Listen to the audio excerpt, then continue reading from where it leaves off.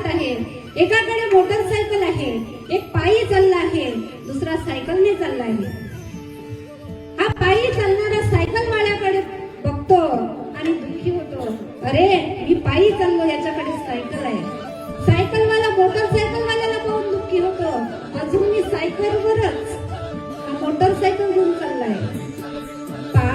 माणसाने संसार करत असताना खाली पाहावं आणि परमार्थ करत असताना वर पाहावं. नेमकं आमचं उलटच होते. आम्ही संसार करत असताना वर पाहत असतो आणि परमार्थ करत असताना खाली पाहत असतो.